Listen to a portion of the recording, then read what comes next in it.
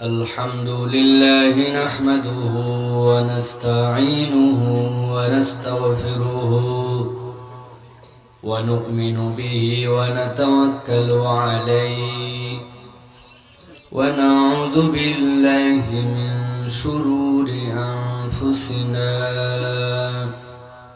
ومن سيئات أعمالنا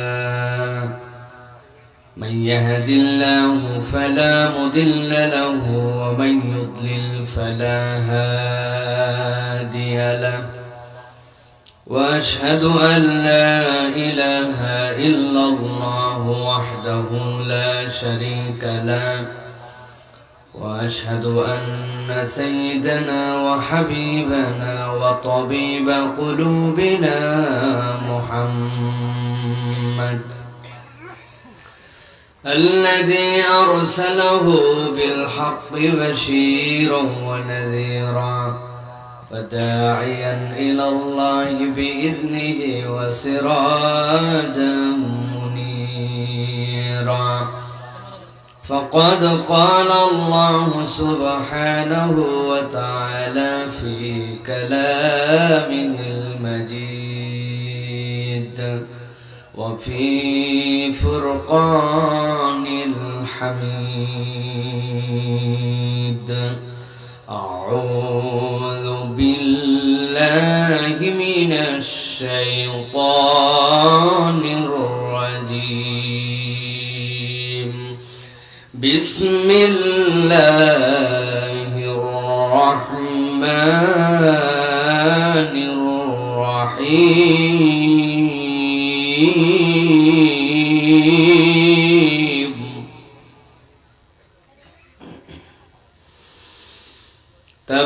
تبارك الذي نزل الفرقان على عبده ليكون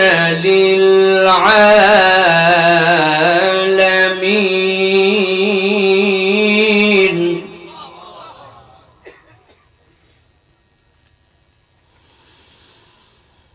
تبارك الذي نزل الفرقان على عبده ليكون للعالمين نذيرا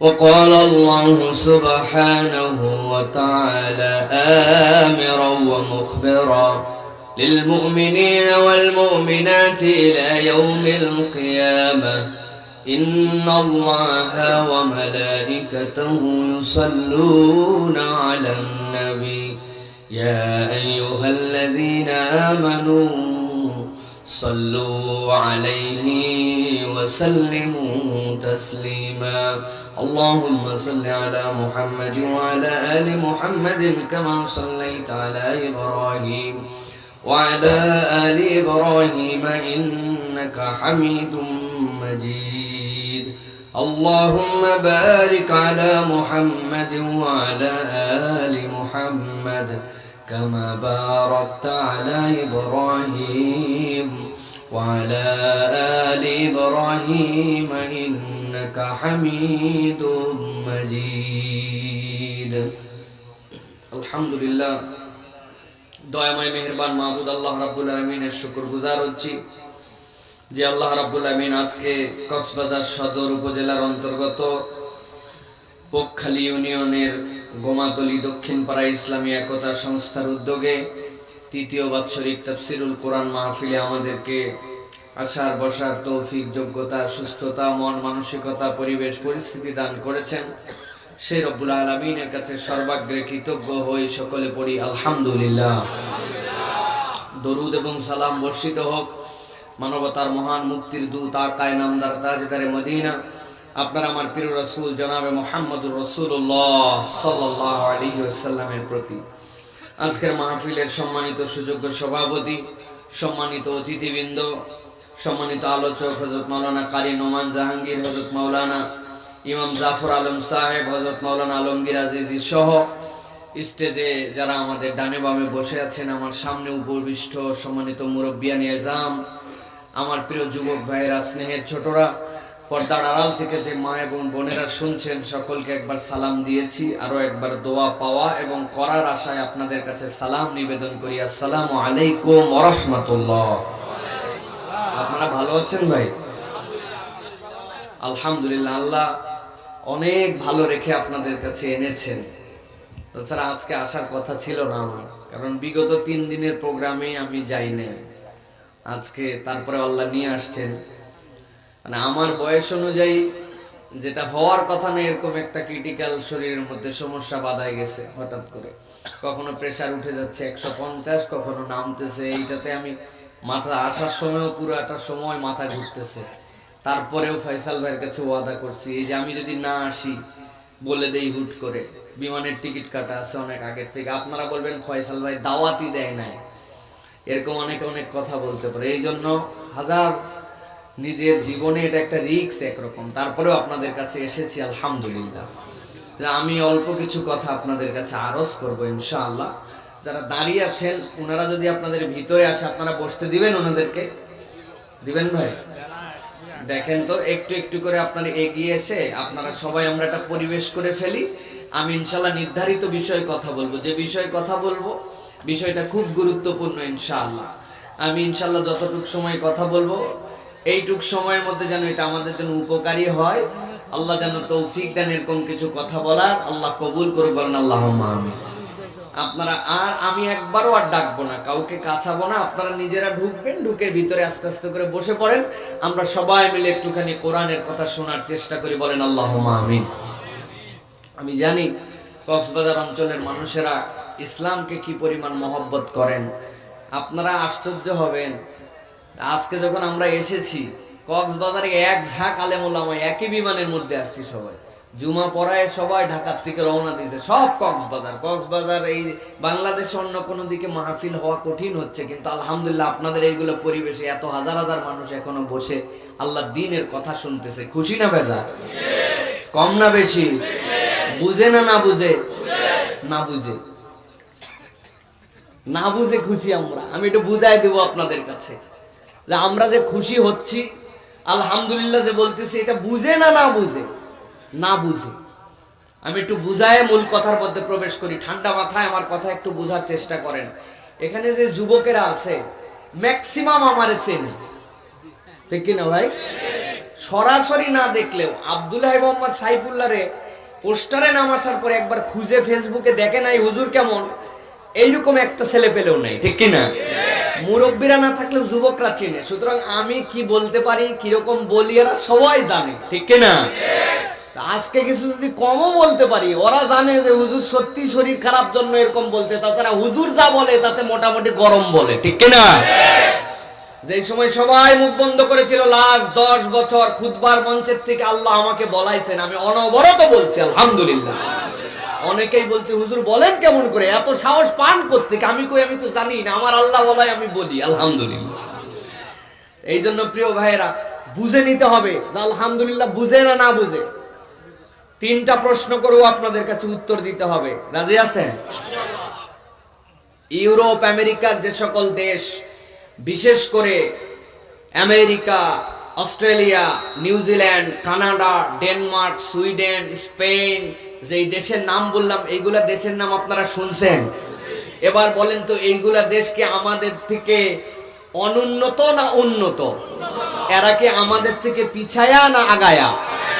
এই সকল দেশ যেগুলা দেশের নাম বললাম, এরা গবেষণায়, প্রযুক্তিতে, নতুন নতুন আবিষ্কারে আমাদের থেকে পিছায়া না আগায়া? যেই সকল দেশের নাম বললাম এইগুলা দেশ টিকা, ট্রিটমেন্ট, ওষুধ আবিষ্কার, ভ্যাকসিন, মানুষের ট্রিটমেন্ট, আইসিইউ, সিসিইউ, মরণাপন্ন রোগীর জন্য হসপিটাল ম্যানেজমেন্ট, এইগুলাতে বাংলাদেশের থেকে পিছায়া না আগায়া? এবার বুঝে থাকলে উত্তর দেন কক্সবাজারের মানুষ। যারা প্রযুক্তিতে আগায়া, ট্রিটমেন্টে আগায়া, টিকায় আগায়া, জ্ঞানে বিজ্ঞানে আগায়া, টাকা পয়সার মানে আগায়া এই করোনাকালীন সময়ে মহামারীতে আক্রান্ত এবং মৃতের দিক দিয়ে তারা বাংলাদেশের থেকে পিছায়া না আগায়া? কি ব্যাপার, কি ব্যাপার? যারা টিকায় আগায়া, আবিষ্কারে আগায়া, ট্রিটমেন্টে আগায়া, আইসিইউতে আগায়া, অক্সিজেন, তারপরে ভেন্টিলেটর, নতুন নতুন ট্রিটমেন্ট, সব কিছুতে আগায়, আবার মরাতেও আগায়া। ব্যাপার কি, কি ব্যাপার? তার মানে বোঝা যায় খালি জ্ঞান বিজ্ঞান প্রযুক্তিতে আগালেই সব আগানো হয় না। এই আগানোর সাথে আল্লাহ তাআলার একটা দয়া লাগে, ঠিক কিনা? আমি তো বলি এই মুখের মধ্যে মাছ আর হাত ধোয়ায় যদি বাঙালিরা আপনি মনে করছিলেন যে করোনা মুক্ত করে দিবেন, আপনি বড় ভুলের মধ্যে আছেন। যেই বাঙালি এখন পর্যন্ত বাথরুম করে নিজে পরিষ্কার পরিচ্ছন্নতার বিধান জানে না, ওই বাঙালিরা আল্লাহ যদি করোনা দিয়ে ধরতেন, 2021 সাল বাংলাদেশের নাম চেঞ্জ করে গোরস্থান দেশ রাখা লাগতো, ঠিক না?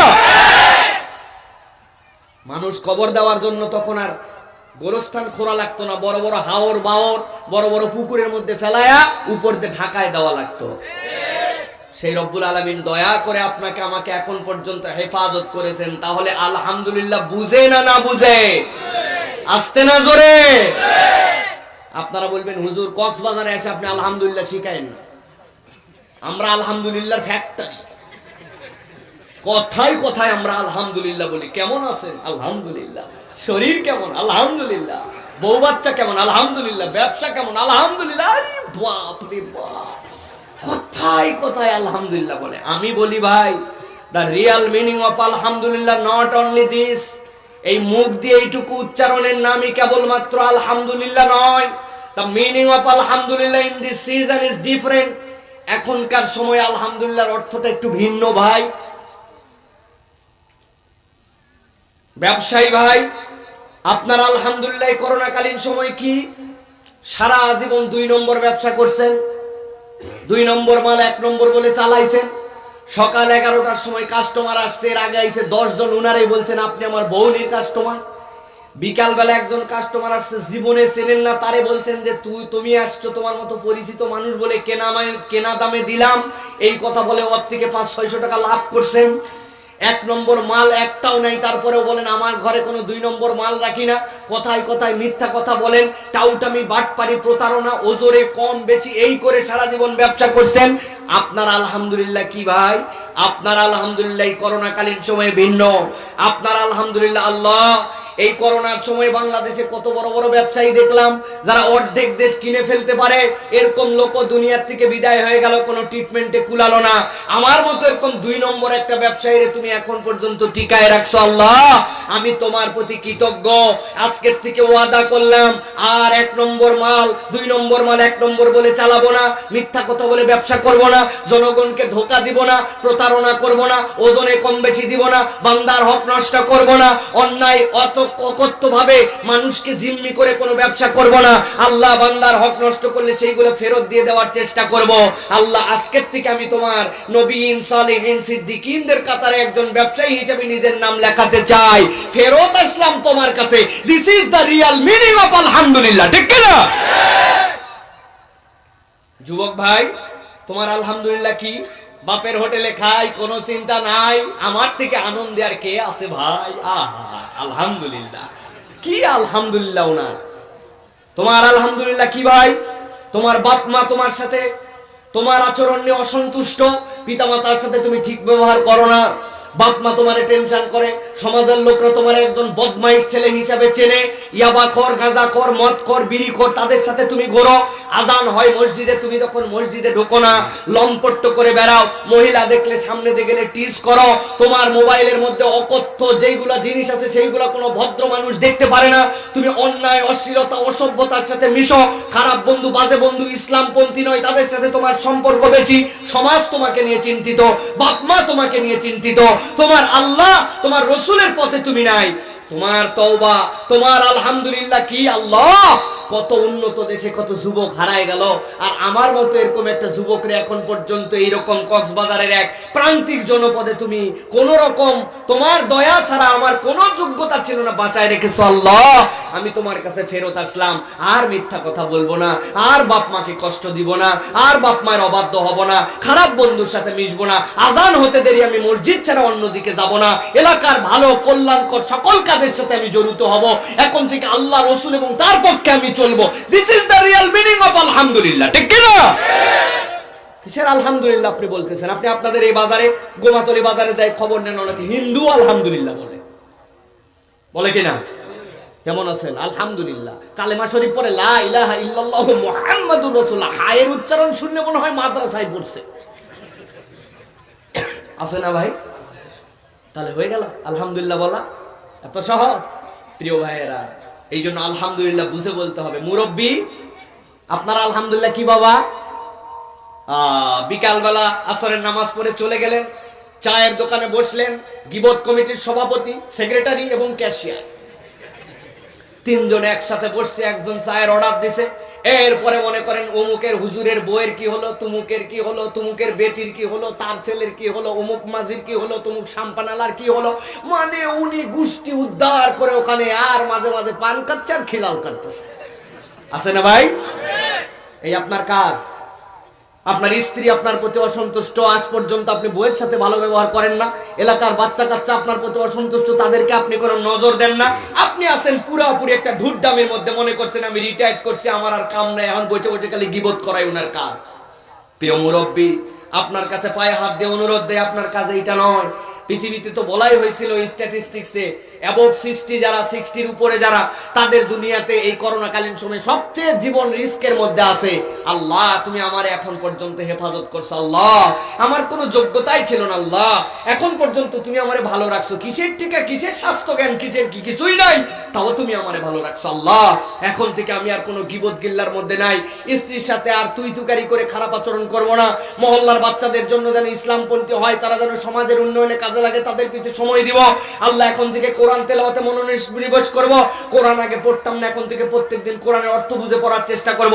দাঁত ভেঙে গেছে, দাঁত উঠে গেছে, বয়স হয়ে গেছে, তাতে কি, তোমার হাবিবের কথা অনুযায়ী তারপরেও আমি এখন কোরআন নতুন করে শেখার জন্য উদ্যমী হব। এইটা হচ্ছে প্রকৃত আলহামদুলিল্লাহ, ঠিক কি না?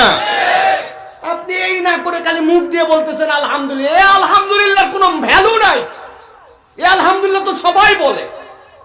ভালো করে বুঝে নেন প্রিয় ভাইয়েরা, আমার কথা অনেক দীর্ঘ দিকে চলে যাবে, দীর্ঘ কথা বলার সুযোগ নাই, শরীরও সাপোর্ট করছে না, টাইমও সাপোর্ট করবে না, এই জন্য আমি নির্ধারিত প্রসঙ্গে একটু কথা বলতে চাই। আজকে যে বিষয়ে কথা বলবো মনে করেছি সেটি হচ্ছে রাসূলুল্লাহ সাল্লাল্লাহু আলাইহি ওয়াসাল্লামের রিসালাতে বিশ্বাসের ধরন কি হবে। আরকানুল ঈমান এর অন্যতম একটা দিক হচ্ছে রাসূল সাল্লাল্লাহু আলাইহি ওয়াসাল্লামের রিসালাতে বিশ্বাস করা।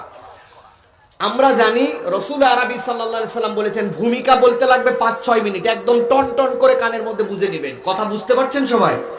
আপনাদের কথা আমি না বুঝলেও আমার কথা আপনাদের বোঝার কথা, ঠিক কি না? আমার গাড়িতে করে যে ভাইরা আমারে নিয়ে আসলো, পিছে যে কি বলতেছে, আমারে গালাগালি করলো না কি করলো কিছু বুঝলাম না। ওনারা একবারও শুদ্ধ কথা বলে না, যখনই জরুরি কথা তখনই ওনাদের ভাষায় বলে, আমি তো কিছুই বুঝি না। তো প্রিয় ভাইয়েরা, রাসূলুল্লাহ সাল্লাল্লাহু আলাইহি সাল্লামের প্রতি বিশ্বাস আমাদেরকে বুঝতে হবে।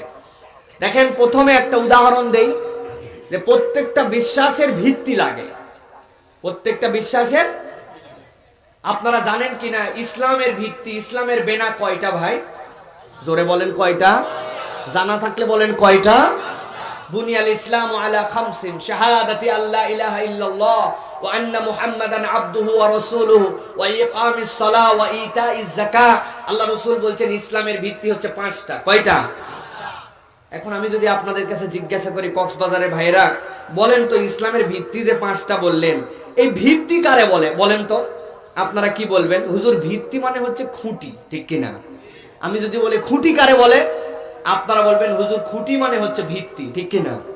আবার যদি বলি ভিত্তি কারে বলে, বলবেন খুঁটি। আমি তোরে 3বার বলার পরে 4র্থবারে খেপে যাবেন, যাই বলবেন হুজুর খুঁটি মানে বাঁশ, ঠিক কিনা? প্রিয় ভাইয়েরা, ভিত্তি বোঝার জন্য আমি ছোট্ট একটা উদাহরণ দিব, এরপরে আলোচনায় প্রবেশ করব, ভালো করে বোঝেন। একটা ছেলে 2019 সালের 1 জানুয়ারি স্কুলে ভর্তি হয়েছে ক্লাস 5-এ। 2020 সালের 1 জানুয়ারি বুঝে থাকলে একসাথে উত্তর দেন, ওই ছেলেটা কোন ক্লাসে যাবে? ক্লাস 6-এ।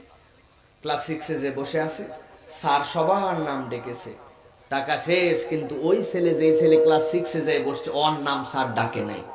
জিজ্ঞাসা করছে, স্যার আমার নাম নাই কেন? বলে, বাবা তোরে বলা যাবে না, তুই যে পিক আপ নিয়ে জিজ্ঞাসা করতেছি আমার নাম নাই কেন, তোর বাপরে ডেকে নিয়ে আয়। ওর বাপ আবার ছিল ওই এলাকার মেম্বার, 2 ভোটে জিতছে, অথবা মনে করেন নাই ভোটেও জিতছে, এরকমও তো আছে। যেই রকমই হোক, একটা গেছে, পাওয়ার বেশি। যাওয়ার পরে বলছে, কি ব্যাপার, আমার ছেলের নাম নাই কেন?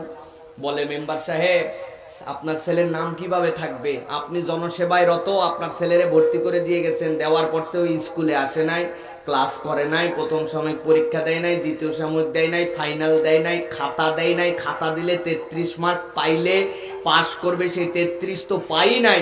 আপনার ছেলে হিসাবে খাতাটা যদি অন্তত দিত, পার্সিয়ালিটি করে 33 দিতাম, ওর খাতাই নাই, নাম্বার দিব কোন জায়গায়?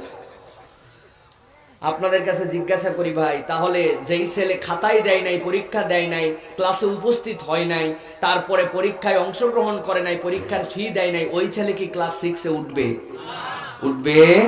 তার মানে বোঝা গেল, একটা ক্লাসে পাস হওয়ার, একটা স্কুলে পাস মার্ক পাওয়ার, এইগুলা হচ্ছে ভিত্তি। ক্লাসে যেতে হবে, স্কুলে উপস্থিত হতে হবে, পরীক্ষা দিতে হবে, কমসে কম 33 পেতে হবে, তবেই সে এই ভিত্তিতে অপর ক্লাসে উঠবে। ঠিক তো? তাহলে ইসলামের ভিত্তি আল্লাহর নবী বললেন, তোমাদের জন্য প্রথম বুঝতে হবে আল্লাহর প্রতি শাহাদা, রসুলের প্রতি বিশ্বাস, এরপরে সালাত আদায় করা, এরপরে যাকাত আদায় করা, এরপরে রমাদানের রোজা ফরজ হলে রমাদানের রোজা আদায় করে দেওয়া, হজ ফরজ হলে হজ আদায় করা। এইগুলো হচ্ছে ইসলামের ভিত্তি, খুঁটি। যদি Islam is the complete code of human life হয়, ইসলাম যদি একটা ইনস্টিটিউট হয়, এর মধ্যে যদি আপনার নাম টিকায় রাখতে চান, তাহলে আপনাকে ইসলামের এই ভিত্তিগুলা মেনে নিতে হবে। এইগুলা যার সাথে নাই, ইসলামের স্কুলে তার নাম নাই। এখন বুঝে থাকলে আপনারাই খাতা দেখেন, আমি প্রশ্ন দিচ্ছি, দুনিয়ায় যত বড় দাবিদার হোক, আমার বাপ অমুক, তার বাপ অমুক, আমার বাপের নাম আব্দুল্লাহ, তার বাপের নাম আব্দুর রহমান, কিন্তু উনি নামাজ পড়ে না, ইসলামের এই প্রিন্সিপাল রুল মানে না, তাহলে তার নাম কি ইসলামের স্কুলে থাকবে? খাতা কিন্তু আমি দেখি নাই, খাতা আপনারা দেখছেন। কালকে গন্ডগোল লাগাতে পারবেন না যে হুজুর বলে গেছে যে আমাদের নাম ইসলামের স্কুলে নাই, আপনারাই বলছেন।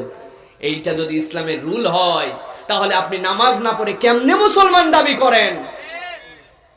আপনার হজ ফরজ হয়েছে 10 বছর আগে, আপনি কেমন করে এখনো হজ করেন না? আপনি সম্পদের হিসাব করে যাকাত দেন না, আবার নিজেকে মুসলমান দাবি করেন, কেমন করে সম্ভব? ঠিক কিনা?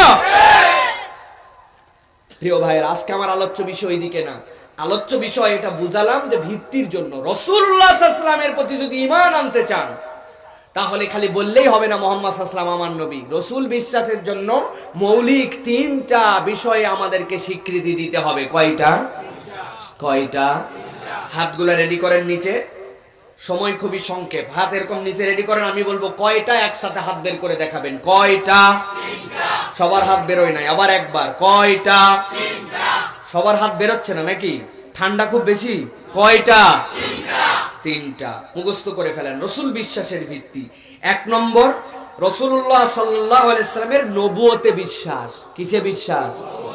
আমি সবগুলো ব্যাখ্যা করব, পানির মতো করে দিব ইনশাআল্লাহ, কঠিন মনে করেন না, ক্লাস দিচ্ছি না, যাতে করে কিছু অন্তত নিয়ে যেতে পারেন। 1 নম্বর, রাসূলুল্লাহ সাল্লাল্লাহু আলাইহি সাল্লামের নবুয়তে বিশ্বাস। কিসে বিশ্বাস? 2 নম্বরে তার মর্যাদা এবং ভালোবাসায় বিশ্বাস। কিসে বিশ্বাস? মর্যাদা এবং ভালোবাসায় বিশ্বাস।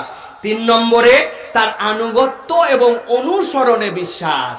এই 3টা বিশ্বাসের সমন্বয় হলে মুহাম্মদ সাল্লাল্লাহু আলাইহি সাল্লামকে বিশ্বাস করা হয়, নচেত মুহাম্মদ সাল্লাল্লাহু আলাইহি সাল্লামকে বিশ্বাস করা হয় না। আমি প্রমাণ করব আপনাদের কাছে। আপনাদের পকেটের মধ্যে অনেকেরই ন্যাশনাল আইডি কার্ড আছে, আছে না ভাই?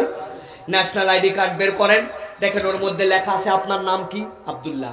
বাপের নাম কি? আব্দুর রহমান। দেশের নাম কি? বাংলাদেশ। জাতীয়তা বাংলাদেশী। ধর্ম? জোরে বলেন, ধর্ম ইসলাম। ধর্মের নবীর নাম কি? মুহাম্মদ সাল্লাল্লাহু আলাইহি সাল্লাম।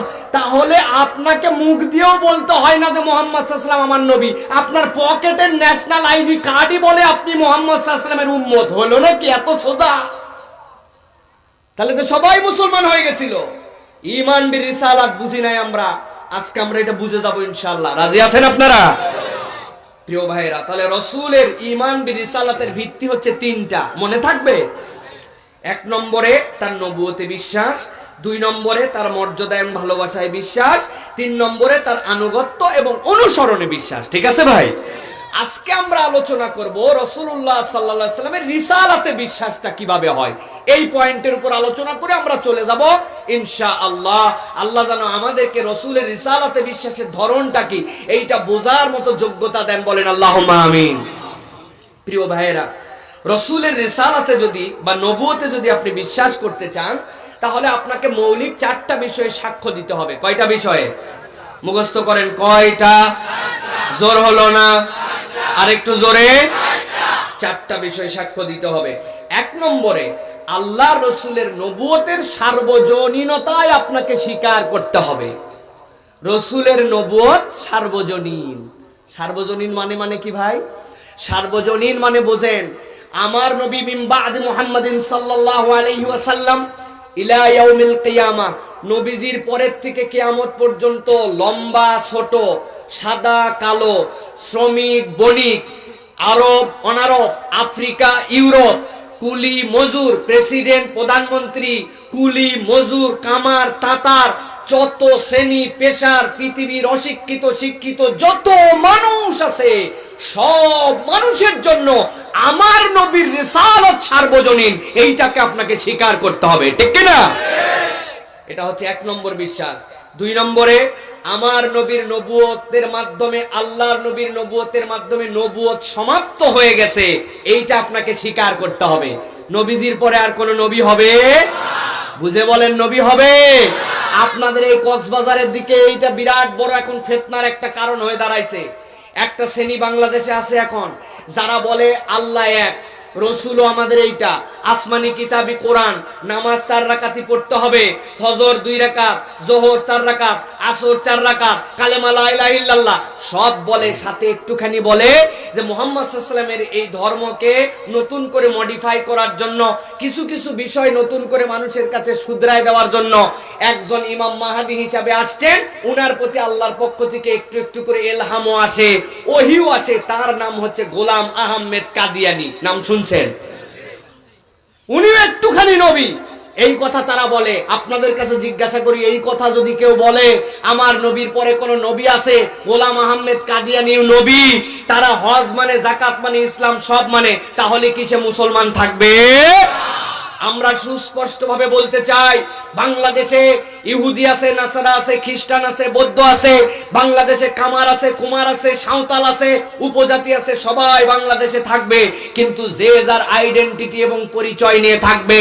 বাংলাদেশে যদি কেউ ঈমান ইসলাম মুসলমানের পরিচয় নিয়ে থাকতে চায়, তাহলে আমার নবীর পরে কেউ নবী নাই এই কথাকে স্বীকার করে থাকতে হবে, নচেত বাংলাদেশে থাকতে পারবে কিন্তু তাদের পরিচয় কাফের মুশরিক হিসেবে দিতে হবে, ঠিক কি না? ভালো করে বোঝেন, বাংলাদেশে থাকতে চাইলে আমার নবীর পরে কোনো নবী নাই, এটা ইমানদার মাত্র আমাদের দাবি। এই দাবির সাথে আওয়ামী লীগ বিএনপি নাই, ঠিক না? এই দাবির সাথে আমাদের কোনো আপোষ নাই। আমার নবীর পরে কোনো নবী নাই, যে বলবে আছে তার ঈমান নাই, এটাই সত্য কথা। রাষ্ট্রীয়ভাবে এটাকে স্বীকৃতি দিতে হবে, ঠিক না? প্রিয় ভাইয়েরা, এটা হচ্ছে নবী বিশ্বাসের দ্বিতীয় দিক। 3 নম্বরে রাসূলুল্লাহ সাল্লাল্লাহু আলাইহি ওয়াসাল্লাম নবুয়তের দায়িত্ব পরিপূর্ণ এবং পূর্ণাঙ্গভাবে পালন করেছেন, আপনাকে স্বীকার করতে হবে। বুঝতে পারতেছেন? রাসূলুল্লাহ সাল্লাল্লাহু আলাইহি ওয়াসাল্লাম নবুয়তের দায়িত্ব পরিপূর্ণ এবং পূর্ণাঙ্গভাবে পালন করেছেন। বুঝেন নাই? আমি একটা ছোট্ট উদাহরণ দেই খালি, তাহলে বুঝতে পারবেন, মূল আলোচনা আপনাদের কাছে পরিষ্কার হবে। আপনারা কক্সবাজারের মানুষ, সচেতন হওয়ার কথা। গত কিছুদিন আগে ঢাকায় একটা মন্ত্রণালয়ে একজন প্রজ্ঞাপন জারি করেছিল, যদি তার অফিসে কেউ আসতে চায় তাহলে তাকে টাকনুর উপরে মুসলমান হলে কাপড় পরতে হবে, আর মহিলা হলে হিজাব করে আসতে হবে। আপনারা শুনছেন এরকম একটা ঘোষণা? শুনছেন আপনারা? প্রিয় ভাইয়েরা, আমার বক্তব্য হচ্ছে, যিনি এই কথা বলেছেন এইটা তার ব্যক্তিগত কোনো ফার্ম, অফিস, কোম্পানি বা তার কোনো গার্মেন্টস ফ্যাক্টরি নয়, এটা বাংলাদেশের রাষ্ট্রের অধীনে একটা প্রতিষ্ঠান। সুতরাং এই কথা উনি সেখানে বলতে পারেন কিনা, সার্বভৌম দেশে থেকে স্বায়ত্তশাসিত প্রতিষ্ঠান হওয়ার পরেও এ নিয়ে অনেক কথা হতে পারে যে এই কথা তিনি বলতে পারেন কি পারেন না। কিন্তু জিজ্ঞাসা হচ্ছে উনি যেই কথাটা বলছেন এই কথাটা কি ঠিক কিনা, বুঝে বলেন ঠিক কিনা। আমার নবী বলছেন মাস ফালা মিনাল কাবাইন ইজারি ফিন্নার, টাকনুর নিচে কাপড় যাওয়া চলবে না, গেলে এটা তোমার জন্য জাহান্নামে যাওয়ার কারণ হতে পারে। কোন মহিলা যদি সাবালিকা হয় তাহলে তাকে হিজাব করে পূর্ণ পর্দা করে আসতে হবে, এটা হচ্ছে আমার নবীর নির্দেশনা। কোন একটা মানুষকে বলার পরে সে ওজর খাইয়ে দিতে পারে, ভাই আমার নবীর কথা ঠিকই আছে কিন্তু আমি টাকনুর নিচে কাপড় চলে যাই, পড়তে পারি না, নামাজের সময় গুটায় পড়ি, এরপরের পায়জামা বানালে আমি আর বানাবো না, নানান কথা বলতে পারে, এগুলো ওজর খাই হিসেবে নেওয়া যেতে পারে। যদি শেষ কথায় বলে আমার নবীর কথাই ঠিক কিন্তু করতে পারি না, এটা আমার ব্যর্থতা। কিন্তু এই কথাকে যদি বলতে বলতে কেউ এত দূর বলে যে কেউ যদি টাকনুর উপরে কাপড় পরে আর হিজাব করে এটা হচ্ছে বাংলাদেশের জঙ্গিত্ববাদের আলামত, কেউ যদি হিজাব করে এটা হচ্ছে তালেবানি আলামত, তাহলে আমরা স্পষ্ট করে আপনার কাছে বলে দিতে চাই এই কথা বলার দ্বারাই প্রকারান্তরে আপনি আমার নবীর সুন্নতকে অবমাননা করেছেন। আমার নবীর যে বিধিবিধান পরিপূর্ণ এবং পূর্ণাঙ্গ সেখানে আপনি অসন্তোষ প্রকাশ করেছেন। এই কারণে দুনিয়ায় আপনাকে কেউ কিছু বলতে পারুক বা না করুক, আল্লাহ নবীর সুন্নতকে নিয়ে টিটকারি করা, অস্বীকার করার কারণে রিসালাত মানা হয় নাই। দুনিয়ার সব মানুষ মুসলমান বললেও আল্লাহ এবং তার রাসূলের উসুল অনুযায়ী আপনার নাম ইমানদারের খাতায় থাকবে না, এটাই ঠিক, ঠিক কিনা? ভালো করে বুঝে নেন, দুনিয়ায় কেউ আপনার বিরোধিতা করতে না পারে কিন্তু কবরে যাওয়ার পরে দেখবেন আপনার হাসর নাসর আবু জেহেল উতবা সাইবার সাথে হবে, ঠিক কিনা? ভালো করে বুঝেন, আমি করতে পারি না এটা আমার ব্যর্থতা, কিন্তু আমার নবীর যে পরিপূর্ণ শিক্ষা এটা আমার নবী পূর্ণাঙ্গভাবে দিয়েছেন, এটা আপনাকে স্বীকার করতে হবে, এর নাম রিসালাত মানা। এটা 3 নম্বর। 4 নম্বরে নবুয়তের দায়িত্ব রাসূলুল্লাহ সাল্লাল্লাহু আলাইহি সাল্লাম পরিপূর্ণভাবে পালন করেছেন এবং কিয়ামত পর্যন্ত এই রিসালাতের শিক্ষার মধ্যেই মানুষের মুক্তি আছে, এটা আপনাকে বিশ্বাস করতে হবে। অমুক বিধান আমার মাথায় ধরে না, তুমুকটা আমার মাথায় কাজ করেনি, এটা আপনার ব্যর্থতা, এটা আপনার ব্যর্থতা। আমার মাথায় ধরে না তাতে যায় আসে না কিচ্ছু ইসলামে, এটা না ধরলেও ভালো, ধরলেও ভালো, আপনাকে স্বীকার করতে হবে আমার নবী যে বিধান নিয়ে আসছেন সেটা পূর্ণাঙ্গ, কিয়ামত পর্যন্ত এর দ্বারাই মানবতার মুক্তি সম্ভব, ঠিক কিনা? আমার আল্লাহ রাব্বুল আলামিন এই 4টি শিক্ষার আলোকে কোরআনুল কারীমের মধ্যে 4খানা আয়াতে কারিমা বান্দাদের জন্য দিয়েছেন। আর আল্লাহ রাব্বুল আমিন বান্দাদেরকে ঈমান বির রিসালাত শিখাচ্ছেন, আর কেন সেইটা শিখাচ্ছেন আল্লাহ জানাচ্ছেন।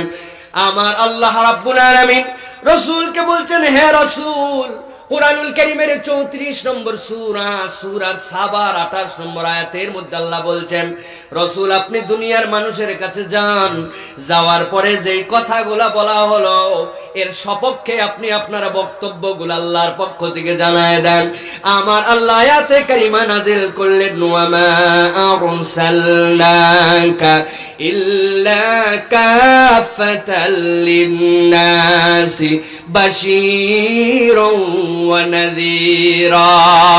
হে রাসূল আপনি দুনিয়ার মানুষের কাছে যান, যাওয়ার পরে মানুষের কাছে ঘোষণা দেন, ওয়া মা আরসালনাকা আপনাকে প্রেরণ করা হয়েছে দুনিয়ার বুকে ইল্লা কাফাতাল লিন্নাস, দুনিয়ায় যত মানুষ আসবে কিয়ামত পর্যন্ত সব মানুষের জন্য আপনার মধ্যে আইডল করে দেওয়া হয়েছে, আপনার মধ্যে তাদের জীবন যাপনের পথ পদ্ধতি ইনস্টল করে দেওয়া হয়েছে। এইরকম উপযুক্ত করে তবেই কেবল নবী মুহাম্মদ সাল্লাল্লাহু আলাইহি ওয়াসাল্লামকে প্রেরণ করা হয়েছে। আল্লাহ রাব্বুল আমিন এরপরে বলছেন, যেই মানুষটাকে আমি কিয়ামত পর্যন্ত মানুষের জন্য আদর্শ করে প্রেরণ করলাম সেই মানুষের অনন্য 2টা গুণের কথা বললাম। আপনি দুনিয়ার মানুষের কাছে গুণ দুইটাও জানায় দেন। আমার রাসূলের ব্যাপারে বলা হলো বাশীর ওয়া নাযীরা। হে রাসূল, আপনাকে আগে বাশীর করা হয়েছে। আমার নবী ছাড়া যত নবী দুনিয়াতে এসেছেন সব নবীর ব্যাপারে আল্লাহ রাব্বুল আমিন আগে বলেছেন নাযীর, তারা আগে সতর্ককারী। আল্লাহ নূহ আলাইহিস সালামের ব্যাপারে বলেছেন ইন্না আরসালনা নূহান ইলা কওমিহি, আমি নূহকে কওমের কাছে পাঠালাম। কেন পাঠালাম? আনজির কওমাক, আপনি আপনার কওমকে সতর্ক করবেন। কিন্তু আমার নবীকে আল্লাহ বলছেন আপনাকে আগে সতর্ক করা, আগে ভয় দেখানোর জন্য নয়, আগে আপনাকে বাশীর করে পাঠানো হয়েছে। আমার নবী জানাচ্ছেন কেমন করে আমি বাশীর হলাম জানো নাকি? মুসনাদ আহমদের হাদিসের মধ্যে আসতেছে আল্লাহর নবী বলছেন মা মিন আবদিন ইয়াশহাদু আল্লা ইলাহা ইল্লাল্লাহ ওয়া আন্না মুহাম্মাদান আবদুহু ওয়া রাসূলুহু ইল্লা হারামাহুল্লাহুন নার। ও দুনিয়ার মানুষ, তোমার কত পাপ আছে, তোমার কত অন্যায় আছে, তোমার কত ভুল আছে, আমি রাসূল তোমার জন্য একটা ঘোষণা নিয়ে আসলাম। আমার আল্লাহ আমাকে এমনি এমনি বাশীর বলেন নাই। জেনে রাখো দুনিয়ার মানুষ, এই দুনিয়ার বুকে রাসূল বলতেছেন আমি একমাত্র রাসূল যার ব্যাপারে আল্লাহ বলছেন মা মিন আবদিন ইয়াশহাদু আল্লা ইলাহা ইল্লাল্লাহ। কোন একটা ব্যক্তি যদি একটা সাক্ষ্যকে মজবুত করে আল্লাহ ছাড়া কোনো ইলাহ নাই, এই সাক্ষ্যটার ব্যাপারে যদি মজবুত হয়ে যায় ওয়া আন্না মুহাম্মাদান আবদুহু ওয়া রাসূলুহু, আল্লাহর নবীকে রাসূল এবং আবদ হিসাবে চিনে ফেলতে পারে, দুনিয়ায় তার যত পাপ থাক, যত অপরাধ থাক, যত গুনাহ থাক না কেন, আল্লাহর নবী বলছেন ওই কিয়ামতের ময়দানে বিচার ফয়সালা যখন হয়ে যাবে, যাওয়ার পরে যেই মানুষ এই দুইটা সাক্ষ্যে টিকে যাবে তাদের ঈমানটাকে আল্লাহ রাব্বুল আমিন কবুল করে নেবেন। কমসে কম কিছু না থাকলেও তার এই বৃদ্ধাঙ্গুলির মাথা দিয়ে আল্লাহ এমন একটা আলো দিবেন এই নূরের বরকতে, ওই ব্যক্তির জন্য জাহান্নামে থাকা, চিরস্থায়ী জাহান্নামে অবস্থান করা আল্লাহ এই নিয়ামতের বদৌলতে তার জন্য হারাম করে দিবে। আমার আল্লাহ বলছেন এই জন্য রাসূল আপনি দুনিয়ার মানুষের কাছে যে জানান, আপনাকে এমনি এমনি পাঠানো হয় নাই, বাশীর ওয়া নাযীর, আপনাকে আগে বাশীর করা হয়েছে। দুনিয়ার মানুষের কাছে আপনি এই সুসংবাদটা দিয়ে দেন, আপনাকে এমন একটা ডিভাইস করে পাঠানো হয়েছে যেই ডিভাইসের ভিতরে কিয়ামত পর্যন্ত মানুষের চলার জন্য যা যা লাগবে সব নিয়ামত আমি আল্লাহ ঢুকাইয়া দিছি। সুবহানাল্লাহ। মোবাইল একটা পুরাতন ভার্সন, আইফোন 7 চলে গেছে, আইফোন 8 চলে আসছে, আইফোন 11 চলে আসছে, আইফোন 12 ম্যাক্স প্রো চলে আসছে। প্রতিদিন নতুন আপডেট দেয় আর নতুন মোবাইল লাগে। যে আইফোন 7 ওয়ালারা এক সময় ভাব নিছিল, এখন আইফোন 12 ম্যাক্স প্রো বের হওয়ার পরে তাদের আর কোনো খাওয়া নাই, পুরাতন গুলা বাদ। কিন্তু আল্লাহ বলছেন হে রাসূল আপনি জানায় দেন আপনার মধ্যে আমি এমন আদর্শ দিয়েছি কিয়ামত পর্যন্ত মানুষের কাছে নবী কখনো পুরাতন হবেন না। নবীর কাছে যেই যাবে সেই তার জীবনকে পরিবর্তন করে নিতে পারবে। সুবহানাল্লাহ। আল্লাহ রাব্বুল আমিন এরপরে বলছেন আরেকটা আয়াতে কারিমা, দুনিয়ার মানুষের কাছে আপনি যান, যাওয়ার পরে দুনিয়ার মানুষের কাছে আপনার পরিচয়টা উপস্থাপন করেন। আল্লাহর নবীর প্রতি আয়াত আসলো কুল ইয়া আইয়ুহান নাসু ইন্নী রাসূলুল্লাহি ইলাইকুম জামিআ। হে রাসূল আপনি দুনিয়ার মানুষের কাছে যান, যাওয়ার পরে আপনার রিসালাতের ব্যাপ্তিটা কত দূর পর্যন্ত তাদেরকে বুঝান। আল্লাহর নবীকে বলা হলো কুল ইন্নী রাসূলুল্লাহি ইলাইকুম জামিআ, আপনি বলেন ইয়া আইয়ুহান নাস। আল্লাহ বলতে বলেন নাই হে রাসূল আপনি আপনার আরবের লোকের কথা বলেন, আপনি মুসলমানের নবী হিসাবে পরিচয় দেন। আল্লাহর নবীকে বলা হয় নাই আপনি যাওয়ার পরে বাংলাদেশীদের নবী পরিচয় দেন, বলা হয় নাই আপনি যাওয়ার পরে আপনি সেই 1400 বছর আগের নবীর পরিচয় দেন, বলা হয় নাই। বড় আকর্ষিত ভাবে আল্লাহ বলছেন কুল ইয়া আইয়ুহান নাস, দুনিয়ায় যত মানুষ আছে যারা নিজের পরিচয় মানুষ হিসেবে দিতে পারবে, যেই মানুষগুলাকে হাত নাই হয়তো, পা নাই হয়তো, চোখ নাই হয়তো একটা, কিন্তু মানুষ তারে মানুষ বলে ডাকে। রাসূলকে বলা হচ্ছে আপনি এরকম যত মানুষ আসবে কিয়ামত পর্যন্ত সব মানুষের জন্য নবী এই হিসাবে আমি আল্লাহ আপনাকে প্রেরণ করেছি। সুবহানাল্লাহ। সুতরাং মুহাম্মদুর রাসূলুল্লাহ সাল্লাল্লাহু আলাইহি সাল্লাম কেবলমাত্র মুসলমানের নবী নন, মুহাম্মদ সাল্লাল্লাহু আলাইহি সাল্লামের মধ্যে সকলের জন্য আদর্শ আছে। যে মুহাম্মদ সাল্লাল্লাহু আলাইহি সাল্লামের কাছে যাবে সেই তার আলো খুঁজে নিতে পারবে, ঠিক কি না? কিন্তু আমরা মুসলমানরা এখন ভিন্ন, মুহাম্মদ সাল্লাল্লাহু আলাইহি সাল্লামের উম্মত আমরা। আমাদের কাছে আসলে মানুষ আর মুসলমান হওয়া তো দূরের কথা, উল্টারও আমাদের আচার আচরণ দেখে উল্টা আরো খোঁজে যে এ কি মুসলমান না মুসলমান না, ঠিক কি না? একটু বিশ্লেষণ করেন আমরা আমাদের জীবন যেভাবে গঠন করেছি, তাতে করে আমরা আমাদের কাছে এখন ইহুদি নাসারা এসে জিজ্ঞাসা করে অনেক সময় যে do you have a new Quran, তোমার কাছে কি একটা নতুন কোরআন আছে, please give me a new Quran. আপনাদের বাড়িতে কি কোনো নতুন কোরআন আছে ভাই? আছে না? গত 6-7 দিন আগেই কিনে, এটাই তো নতুন কোরআন নাকি? আসলে এই জন্য নতুন কোরআন হিসেবে চায় না। মুসলমান হয়েছে ইসলামের আদর্শ দেখে, কিন্তু যেই না ইসলামের মধ্যে ঢুকেছে, ঢোকার পরে দেখছে সারা জীবন মদ খাইতো, সারা জীবন 31st নাইট করতো, সারা জীবন বিয়ার খাইতো, সারা জীবন বিবাহ ছাড়া অন্য নারীর সাথে সম্পর্ক রাখতো। ইসলাম এগুলো হারাম করেছে। ইসলাম কি বলে জেনা করা যাবে? ইসলাম কি বলে ওজনে কম বেশি করা যাবে? কথা বলতেছেন না যে যাবে?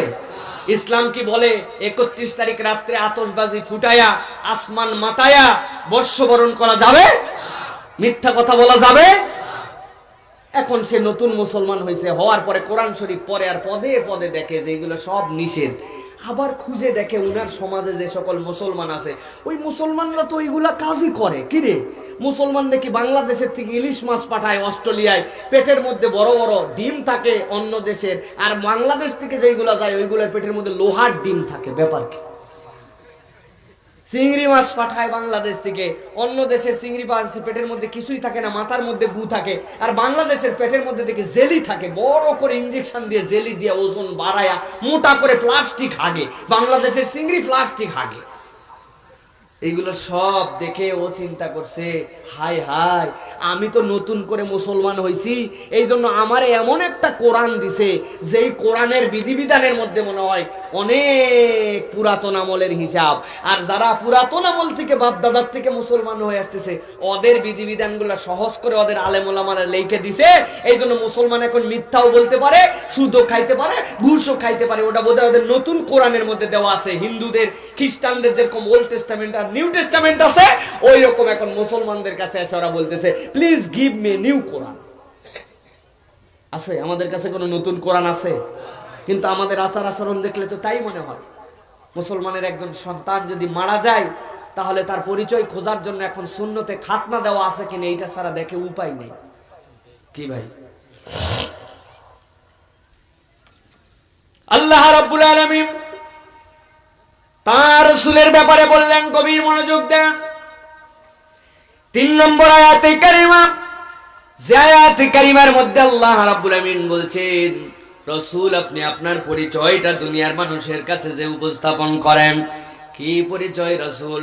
আল্লাহ আয়াতে কারিমা নাযিল করলেন, তাবারাকাল্লাযী নাযালাল ফুরকানা আলা আবদিহি লিয়াকুনা লিল আলামিনা নাযীরা। আমার আল্লাহ রাব্বুল আলামিন বলছেন তাবারাকাল্লাযী, খুব মনোযোগ দিয়ে বুঝতে হবে। আল্লাহ নিজেই নিজের প্রশংসা করলেন। তাবারাকাল্লাযী, আমি আল্লাহ প্রশংসা করতেছি ওই রবের যিনি আল্লাহ এই কোরআন অবতীর্ণ করছেন, তিনি নিজেই নিজের প্রশংসা করছেন। কেন প্রশংসা করলেন? আমার আল্লাহ নিজে আয়াত অবতীর্ণ করছেন, আবার নিজের প্রশংসা নিজে করছেন, তার মানে বোঝা যায় আমার আল্লাহ এরপরে এমন একখানা কথা বলবেন যেই কথার পরিপ্রেক্ষিতে আল্লাহ ছাড়া নিজের প্রশংসা মহত্ব বুঝায়া দুনিয়ার কেউ রব্বুল আলামিনের এইটাকে সাপোর্ট করতে পারবে না। সুবহানাল্লাহ। আমার আল্লাহ অন্য আয়াতে কারিমার মধ্যে এটা বোঝানোর জন্য বলেছেন, খেয়াল করেন কেন রব্বুল আলামিন তাবারাকাল্লাযী বললেন, কেন আল্লাহ রাব্বুল আলামিন বলছেন, নিজেই নিজের প্রশংসা করলেন। এই আয়াতে কারিমা বোঝার জন্য ছোট্ট একটা উদাহরণ না দিলে আপনাদের মাথায় পরিষ্কার হবে না। ভালো করে বোঝেন। আল্লাহ কোরআনুল কারীমের ঠিক মাঝ বরাবর বলছেন, সুবহানাল্লাযী আসরা বিআবদিহি লাইলাম মিনাল মাসজিদিল হারামি ইলাল মাসজিদিল আকসা। আল্লাহ রাব্বুল আমিন বলছেন তার বান্দাকে মুহাম্মদ সাল্লাল্লাহু আলাইহি সাল্লামকে আল্লাহ এমন একটা আশ্চর্যজনক সফর করাইছিলেন। কবে করাইছেন? আল্লাহ রাব্বুল আমিন বলছেন ওই বাইতুল্লাহ থেকে বাইতুল মুকাদ্দাস পর্যন্ত, যেখানে ঘোড়ার পিঠে, দ্রুতগামী ঘোড়ার পিঠে যেতে লাগে 7 দিনের অধিক, আমার আল্লাহ এক রাত্রে মুহাম্মদ সাল্লাল্লাহু আলাইহি সাল্লামকে ওই বাইতুল্লাহ থেকে বাইতুল মুকাদ্দাসে কেবল নয় 7 আসমান ভ্রমণ করাইছেন। এটা কত বিস্ময়কর একটা ঘটনা। আল্লাহ এই ঘটনা বয়ান করার জন্য বলছেন সুবহানাল্লাযী, দুনিয়ার কারো প্রশংসা নয়, যিনি আল্লাহ এই অবাস্তব ঘটনাটাকে বাস্তব করেছেন রাসূলের জীবনে, তিনি নিজেই নিজের প্রশংসা করে সেটার বয়ান করতেছেন। সুবহানাল্লাহ। এর দ্বারা বোঝা যায় আল্লাহ যখন এরকম কোন আয়াতে কারিমা আনেন, এরকম কোন আয়াতে কারিমার বর্ণনা আনেন, সেখানে আল্লাহ এমন কতগুলা কথা বলেন যেই কথার মানেটা বড় উচ্চাঙ্গের, যেইটার বুঝটা আমাদের সাধারণের কপালে আসে না। এই জন্য আল্লাহ এখানে বলছেন তাবারাকাল্লাযী। কথা হচ্ছে ওইটা না হয় বড় একটা মহাজাগতিক সফর ছিল, যেই জন্য আল্লাহ সুবহানাল্লাযী বললেন। এখানে আল্লাহ এমন কি কথা বলতেছেন যার কারণে রব্বুল আলামিন নিজেই বলতেছেন তাবারাকাল্লাযী। আল্লাহ বলছেন বান্দা একটু বোঝ, এইটাও বড় বিস্ময়কর ঘটনা বান্দা। তাবারাকাল্লাযী নাযালাল ফুরকানা আলা আবদিহি, আমি আল্লাহ বড় বিস্ময়কর ভাবে একটা কোরআন, একটা ফুরকান অবতীর্ণ করেছি। কার উপরে অবতীর্ণ করেছি জানিস নাকি? আলা আবদিহি, আমার গোলাম মুহাম্মদ সাল্লাল্লাহু আলাইহি ওয়াসাল্লামের প্রতি এই মহাগ্রন্থ কোরআনটাকে নাজিল করেছি। সুবহানাল্লাহ। ছোটখাটো কোনো বিষয় নয়, আল্লাহ সেটার ব্যাখ্যা করেছেন। আবার মুহাম্মদ সাল্লাল্লাহু আলাইহি ওয়াসাল্লামের প্রতি যে কোরআন আসলো, এই কোরআনটা কেন বিস্ময়কর অবতীর্ণ করা, আল্লাহ নিজেই ব্যাখ্যা করেছেন। আল্লাহ অন্য আয়াতে কারিমার মধ্যে বলছেন, লাউ আনজালনা হাযাল কুরআনা আলা জাবালিন লারাআইতাহু খাশিআম মুতাসাদ্দিআ। আমি আল্লাহ যদি মুহাম্মদ সাল্লাল্লাহু আলাইহি ওয়াসাল্লাম ছাড়া ওই পাহাড়, যেই পাহাড়গুলো বড় উচ্চ তোমরা দেখতে পাও, ওর উপরে ওই কোরআনকে অবতীর্ণ করতাম, তোমরা দেখতে পাইতে ওই পাহাড় কোরআনের এই ভর সহ্য করতে পারতো না। ওই পাহাড়ে অবতীর্ণ করার কারণে এই কোরআনের ভর না নিতে পেরে পাহাড়গুলা অস্থির হয়ে লাফালাফি করতে করতে ধ্বংস হয়ে যেত। এত বড় সমুদ্র কক্সবাজারে, অত বড় মরুভূমি সাহারার প্রান্তরে, আরো বড় বড় পৃথিবীর কত বিস্ময়কর জিনিস আছে, আল্লাহ কোনোটার কথা বললেন না। না বলে আল্লাহ কেন বললেন যে যদি পাহাড়ের উপর অবতীর্ণ করতাম তাহলে পাহাড়টা থরথরায় কাঁপতো? কেন পাহাড়ের কথা আল্লাহ বললেন? আল্লাহ কোরআনে সেইটারও ব্যাখ্যা করছেন। আল্লাহ বলছেন ওয়াল জিবালা আউতাদা, বান্দা এই পাহাড়টা উপর দিকে খালি দেখতে পাও, উঁচু এরকম ভেবো না। আমি আল্লাহ বললাম এই পাহাড়টা ওই যে তুমি যতখানি উপর দিকে দেখতে পাও, আমি আল্লাহ মাটির মধ্যেও পেরেকের মতো করে এই পাহাড়টাকে তত দূর পর্যন্তই গেড়ে রেখেছি। সুবহানাল্লাহ বলবেন না? ওই যে দেখতে পান আপনারা হিমালয়ের পাহাড়, কত উঁচু পাহাড়।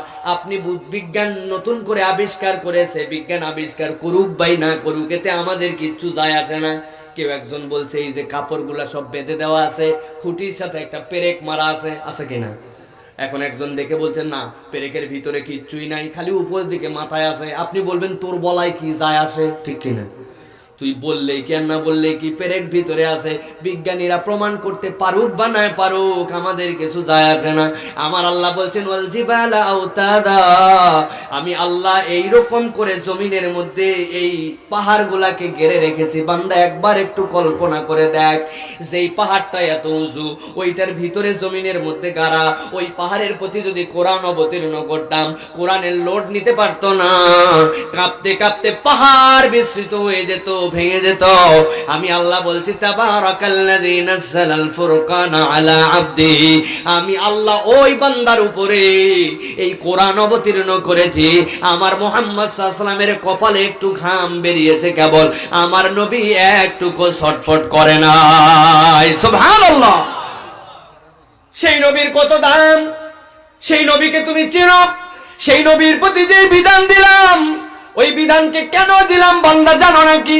আল্লাহ বলছেন লিয়াকুনা লিল আলামিন নাযীরা।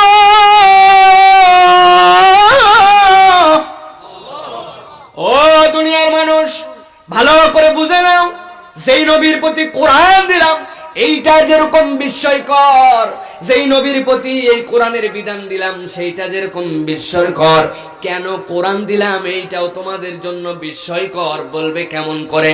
আল্লাহ বলছেন লিয়াকুনা লিল আলামিন নাযীরা, আমি রব্বুল আমিন কিয়ামত পর্যন্ত সকল মানুষের জন্য এই কোরআনের মধ্যে সতর্কবাণী দিয়েছি। সুবহানাল্লাহ। ছোট্ট একটা উদাহরণ দেই, ছোট্ট একটা উদাহরণ খেয়াল করেন। ছোটবেলার থেকে আমরা পড়েছি, মুরব্বীরাও জানেন, এ তে অ্যাপেল, বি তে বল, সি তে ক্যাট। কি পড়ছেন না চাচা? বলেন তো চাচা, এইচ তে কি পড়ছিলেন, মনে আছে নাকি? কি পড়ছেন? এইচ তে কি পড়ছি আমরা? এইচ তে হ্যান পড়ছি আমরা, মুরগি, ঠিক না? এখন নতুন করে বিজ্ঞান আমাদেরকে শিখাচ্ছে না, সাকিব আল হাসান বিজ্ঞাপন করতেছে লাইফ বয়ের, এইচতে পড়তে হবে হ্যান্ড ওয়াশ। কি ওয়াশ? কি জন্য হ্যান্ড ওয়াশ পড়তে হবে? কারণ এখন করোনার সময় হাত ধোও। কিভাবে হাত ধোবে? হাত ধোয়ার 6টা স্টেপ। প্রথমে এরকম, তারপরে এরকম, তারপরে এরকম, তারপরে এরকম, তারপরে এরকম, তারপরে এরকম, এরকম 6 স্টেপ, ঠিক কিনা? হাত ধোও তোমরা। হাত ধুলে কি হবে? করোনার থেকে, এর ভাইরাস থেকে মুক্ত হওয়ার চেষ্টা করতে হবে, ঠিক কিনা? ইসলামও বলতেছে লা দরার ওয়ালা দরার, ইসলাম ক্ষতিও করে না, ক্ষতিগ্রস্ত হয় না, সেই হিসাবে হাত ধোয়া ভালো। একজন লোক সুন্দর করে হাত ধুইছে, ধোয়ার পরে তার মুখ একটু চুলকানি লাগছে, কপালের মধ্যে আবার একটু চুলকাইছে। হাত ধোয়ার আগেও তো কপাল একবার চুলকাইছিল, এখন হাত ধুয়ে যে আবার কপাল চুলকালো, হাতে ভাইরাস আসছে কিনা? আবার হাত ধোয়া ধুইছে, কইছে হাত ধোয়া শেষ, খানিকক্ষণ পরে এই জায়গায় একটু চুলকাইছে, হাত ধোয়ার আগেও তো এই জায়গায় একটু চুলকাইছিল, আবার হাত ধো। কি সারা দিন রাত হাত খালি ধোয়াই লাগবে? আমার নবী বললেন হাত ধুবি বান্দা, তবে আমি আল্লাহর পক্ষ থেকে জেনে তোমার জন্য বললাম হাতের কবজি পর্যন্ত ধোও, এরপরে মুখটা ধোও। মুখটা খালি ধুলে হবে না, এখান থেকে এই পর্যন্ত, এখান থেকে এইখান পর্যন্ত ধোও, তারপরে মাথাটা মোছেও করো, এরপরে টাকনু সহ 2 হাতের কনুই সহ ধোও, ধুতো ধোও এই পর্যন্ত ধোও। বাড়ির ভেতরে যখন ঢুকবে দুনিয়ার লোকজন থুতু ফেলছে, কাশ ফেলছে, স্যাপ ফেলছে, পায়ের মধ্যে লাগায় লাগায় গেছো, পা দুটাও কনুই পর্যন্ত ধোও। আমার আল্লাহ বললেন তোমাদের ধোয়া হাতের এই পর্যন্ত ধোয়া, তোমাদেরটা নির্ভুল নয়, কিন্তু আমার রাসূল তোমাদের জন্য যেটা দিচ্ছেন ওইটাই সবচেয়ে উন্নত, ওইটাই সবচেয়ে সুন্দর। লিয়াকুনা লিল আলামিন নাযীরা, ঠিক না? এখন দেখি কতগুলা লোক মাথার মধ্যে মশারির কাপড় পরে ঘুরে বেড়ায়, দেখছেন আপনারা? কি ব্যাপার ভাই, মশারি পরছেন কেন? কয় হুজুর ভাইরাস ঠেকাচ্ছে। ভালো কথা, ভাইরাস ঠেকান, আপনাদের এইটা স্বাস্থ্যসম্মত যদি হয় তাও করেন, আমাদের কোনো আপত্তি নাই, কিন্তু আপনি মশারির কাপড় পরে ভাইরাস ঠেকান। আমি তো তার থেকে একটা ভালো টুপি এতদিন পরলাম, টুপি দেখে এতদিন পরে মোল্লা বলে টিটকারি দিলেন, আপনারে কি বলবো?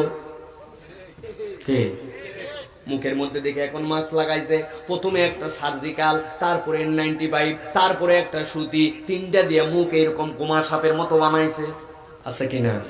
কি জন্য ভাই? কয় মাস্ক দিয়ে এখন ভাইরাস ঠেকাচ্ছে।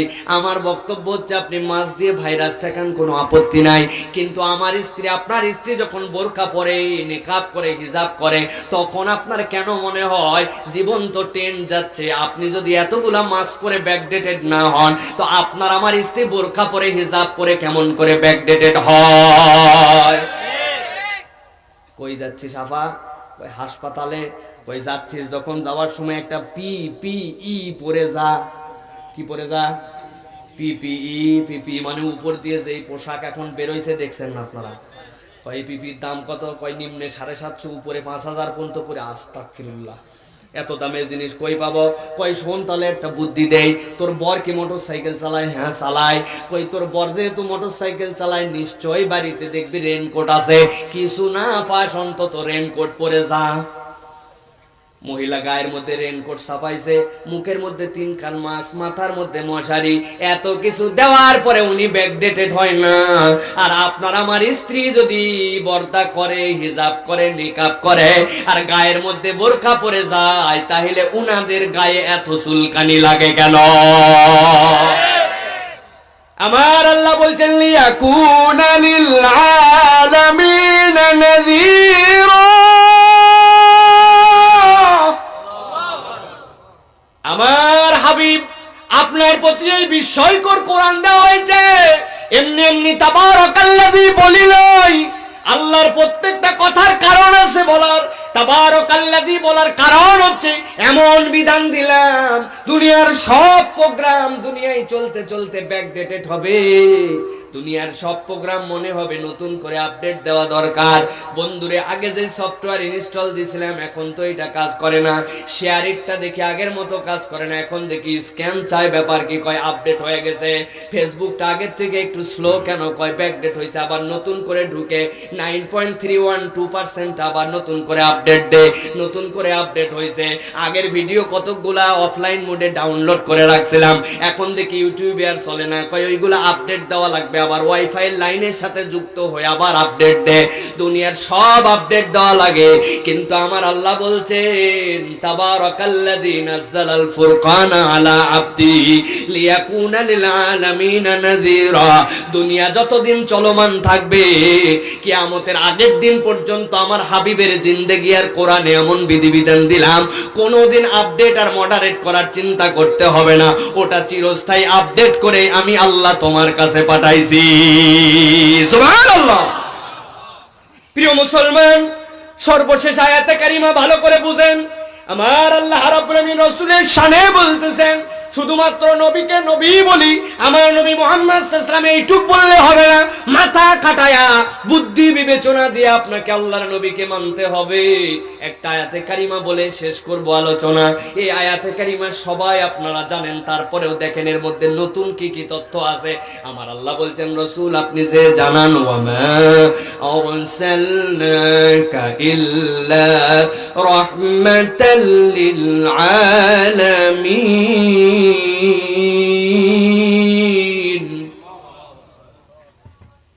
আমার আল্লাহ বললেন কি? মাদ্রাসার ছাত্ররা বুঝবে ভালো। ওয়া মা আরসালনাকা, আল্লাহ বলতেছেন হে রাসূল, আপনাকে আমি দুনিয়ার বুকে রাসূল করে পাঠাই নাই। অর্থ ঠিক আছে কিনা? অর্থ ঠিক আছে। আপনারা সাধারণ মানুষ ভুল বলতে পারেন, যারা মাদ্রাসা পড়ুয়া আরবি জানে ন্যূনতম তারা জানবে ওয়া মা আরসালনাকা, আপনাকে আমি রাসূল করে পাঠাই নাই। জিজ্ঞাসা করি আপনাদের কাছে, বলেন তো আমাদের রাসূল কি আসছেন না আসেন নাই? ঘুমায় গেছেন আপনারা ভাই? কক্সবাজারের লোক তো কথাবার্তা বলে, আপনারা দেখে জমে গেছেন একবারে। ওয়া মা আরসালনাকা, হে রাসূল আপনাকে প্রেরণ করা হয় নাই। রাসূল কি আসছেন না আসেন নাই? আসছেন। আল্লাহ বলছেন না আসেন নাই। ওয়া মা আরসালনাকা, আপনাকে প্রেরণ করি নাই। ইল্লা, তবে হ্যাঁ ইস্তিসনা করলাম, ইল্লা আপনাকে প্রেরণ করা হয়েছে। কি করে প্রেরণ করা হয়েছে? রাহমাতাল লিল আলামিন। সকল জগৎ যত আলম আছে, সব আলমের রহমত হওয়ার উপযুক্ততা দিয়া ইনস্টল করে তারপরে আপনাকে দুনিয়ায় প্রেরণ করেছি। সুবহানাল্লাহ। এই আয়াতে কারিমা বোঝার জন্য আল্লাহ নিজেই ব্যাখ্যা করেছেন। কোথায় ব্যাখ্যা করেছেন আল্লাহ? কুরআনুল কারীম খুলেছেন আপনি দেখেন, ওয়া মা আরসালনাকা ইল্লা রাহমাতাল লিল আলামিন। আমার আল্লাহ বলতেছেন এই আয়াতে কারিমার ব্যাখ্যা, আয়াত তো এটা অনেক পরে এসেছে সূরা আম্বিয়ার মধ্যে, কিন্তু এটার ব্যাখ্যা আল্লাহ কোরআন খোলার সাথে সাথে করছেন। আমি আমার ভাষায় বলি, কোরআনটা আপনি খুললেন, কোরআনের আউযু বিল্লাহি মিনাশ শাইতানির রাজিম লেখা নাই। কোরআন খোলার সাথে সাথে আপনি পড়তে শুরু করেছেন বিসমিল্লাহির রহমানির রহিম। এরপরে আল্লাহ এই আয়াতে কারিমার ব্যাখ্যা করছেন। কোনদিন এইভাবে খেয়াল করেছেন কিনা দেখেন তো? আল্লাহ এখানে বলছেন আলহামদুলিল্লাহি রাব্বিল আলামিন। যারা পারেন জবান খুলে একসাথে পড়েন আলহামদুলিল্লাহি আলহামদুলিল্লাহি রাব্বিল আলামিন। আমার আল্লাহ কি বলছেন খুব টাইম সংক্ষেপ ভালো করে বুঝেন। আলহামদু মানে কি? সকল প্রশংসা আল্লাহর। সকল প্রশংসা মানে কি? প্রত্যেকটা আয়াতের ব্যাখ্যা বুঝতে হবে। হাম মানে কি? হামদের মধ্যে শুকরিয়াও আছে, হামদের মধ্যে কৃতজ্ঞতাও আছে, কিন্তু সব শুকরিয়ার মধ্যে হামদ নাই। বাবা কি দামি একটা মোটরসাইকেল চলে গেল, বাহ খুব ভালো লাগলো। আপনি কি করলেন ওইটার? আপনি ওইটার কৃতজ্ঞতা করেন নাই, আপনি ওইটার শুকরিয়া করছেন, প্রশংসা করছেন, ঠিক কিনা? ওইটা আপনারও না কারো না, কিন্তু আপনার বাপ আপনার একটা সাইকেল এনে দিয়েছে, দেওয়ার পরে বলছে বাজান রে তুই দূরের স্কুলে যাস, এই সাইকেলটাই করে এখন থেকে যাবি। বাচ্চাটা পারলে কেঁদে ফেলে, এত খুশি হইছে বাপ আমারে সাইকেল দিয়েছে। ছোট একটা বোন কাদামাটি দিয়ে খেলতেছিল মাঠের মধ্যে, হাতের মধ্যে কাদা লাগানো, বাপ নতুন সাইকেল নিয়ে আসছে, দৌড়ায় আসছে, আসার পরে সাইকেলের মাঠঘাটে কেবল একটু হাত দিতে দে, নতুন সাইকেল ময়লা করতেছে, নিজের গায়ের শার্ট দিয়ে সাইকেলের মাঠঘাট মুছে। আরে কথা বলেন। তার মানে কি বোঝা যায়? তার মানে বোঝা যায় বাপ যে ওইটা দিছে ওইটার মধ্যে প্রশংসাও আছে, ওইটার মধ্যে কৃতজ্ঞতাও আছে। আল্লাহ বলছেন ও দুনিয়ার মানুষ, আমি রব্বুল আমিন তোমাদের জন্য যে আলহামদু দিলাম, এটার ব্যাখ্যা বুঝতে হলে বান্দা তোমাকে বুঝতে হবে কোন ধাতু থেকে এটা আসছে। আল্লাহর হামটা হচ্ছে হামিদ থেকে। দুনিয়ার সব মানুষ যদি আমার রবের প্রশংসা করে, আমার আল্লাহর কিচ্ছু যায় না। আর দুনিয়ার সব মানুষ যদি আমার আল্লাহর প্রশংসা ছেড়েও দেয়, আমার আল্লাহর প্রশংসার একটুকু কমে না। তিনি হচ্ছেন হামিদ, তিনি হচ্ছেন রব। আল্লাহ বলছেন সেই রবের তুই প্রশংসা করতেছিস। আলহামদুলিল্লাহ। তিনি কে? তিনি হচ্ছেন আল্লাহ। যার তুমি প্রশংসা করতেছো তিনি আল্লাহ। ভালো করে বুঝেন, সকল প্রশংসা, প্রশংসা করলেও যিনি প্রশংসিত, না করলেও যিনি প্রশংসিত তিনি আল্লাহ। তার কর্তৃত্ব কতটুকু তিনি বলতেছেন? তার কর্তৃত্ব হচ্ছে রব। তিনি প্রতিপালক। প্রতিপালক মানে কি জানো নাকি? তিনি জিনিসটাকে বিলা নজির তৈরি করতে পারেন, কোনো নজির লাগে না তৈরি করার, ওইটাকে নিজে প্রতিপালন করতে পারেন। এই প্রতিপালন করতে যে তার একটুকু কষ্ট করতে হয় না, ওইটাকে ইচ্ছা মতো চালাতে পারেন, ইচ্ছা মতো ধ্বংস করতে পারেন, ইচ্ছা মতো খাওয়াতে পারেন, ইচ্ছা মতো তার দেখভাল করতে পারেন। এইগুলা করতে যার ক্লান্তি ছয় না, যার কোন রকম কষ্ট হয় না, ক্লেশ হয় না, তিনি হচ্ছেন রব। এবার আল্লাহ বলতেছেন যার প্রশংসা করলে তিনি আল্লাহ, তিনি রব। কত দূর পর্যন্ত জানো নাকি? আল্লাহ বলছেন আল্লাহ আলামিন, যতগুলা জগৎ আছে সব জগতের জন্য সেই আল্লাহ হচ্ছেন তোমাদের রব। সুবহানাল্লাহ। আলমের ব্যাখ্যা 1 মিনিট বুঝাই, তাছাড়া আপনাদের মন পরিষ্কার হবে না। সংক্ষিপ্ত সময়ে বুঝেন আলম কাকে বলে। জানেন দুনিয়ার থেকে 13 লক্ষ গুণ বড় সূর্য, ঠিক কিনা? খুব গভীর মনোযোগ দিয়ে বোঝেন, দুনিয়ার থেকে 13 লক্ষ গুণ বড় সূর্য। বিজ্ঞানীরা বলতেছেন এই 13 লক্ষ গুণিত 500 দিলে যত বড় হবে। কত বড়? 13 লক্ষ গুণিত 500, একটু মাথায় মাথায় মিলান কত বড়। বিজ্ঞানীরা বলছে এরকম 500 গুণ পৃথিবীর থেকে 13 লক্ষ গুণ বড়, তার থেকে 500 গুণ এরকম আসমানের মধ্যে অজস্র অজস্র গ্রহাণুপুঞ্জ ঘুরে বেড়াচ্ছে, যেগুলার নাম নিশানা ঠিকানা আমরা জানি না। সুবহানাল্লাহ বাড়ির যায় বলে।